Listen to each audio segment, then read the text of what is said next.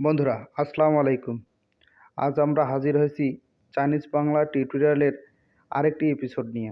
আপনারা জানেন আমাদের এই ভিডিওতে চাইনিজের ফিনিন শব্দ দেওয়া থাকে, ফিনিনের উচ্চারণ, তারপর বাংলা শব্দের অর্থ। চলো বন্ধুরা শুরু করি। হেন হেন হেন শব্দের অর্থ হচ্ছে খুব। হেন শব্দের অর্থ হচ্ছে খুব। কাওশিং কাওশিং কাওশিং শব্দের অর্থ হচ্ছে খুশি। কাওশিং শব্দের অর্থ হচ্ছে খুশি।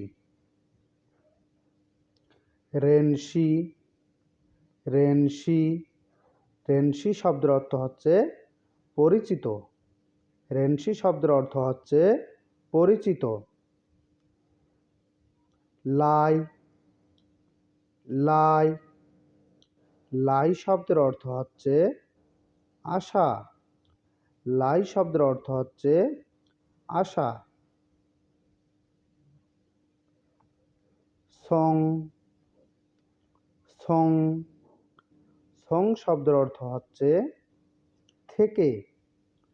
সং শব্দের অর্থ হচ্ছে থেকে। নালি নালি নালি শব্দের অর্থ হচ্ছে কোথায়। নালি শব্দের অর্থ হচ্ছে কোথায়। ইয়ে ইয়ে ইয়ে শব্দের অর্থ হচ্ছে ও। ইয়ে শব্দের অর্থ হচ্ছে ও। দা দা দা শব্দের অর্থ হচ্ছে র এর। দা শব্দের অর্থ হচ্ছে র এর। মেন মেন মেন শব্দের অর্থ হচ্ছে রা।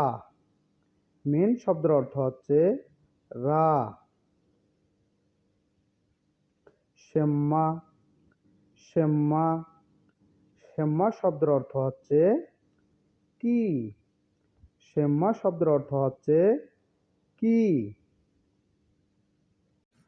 বন্ধুরা আজ আর নয়, আমাদের এই ভিডিওটি ভালো লাগলে অবশ্যই লাইক কমেন্ট করবেন, সাবস্ক্রাইব করে আমাদের পাশে থাকবেন। আমাদের এই ভিডিওটি সবার আগে আপনার কাছে পাওয়ার জন্য অল নোটিফিকেশন বেলটি বাজিয়ে রাখবেন। ধন্যবাদ বন্ধুরা। আসসালামু আলাইকুম।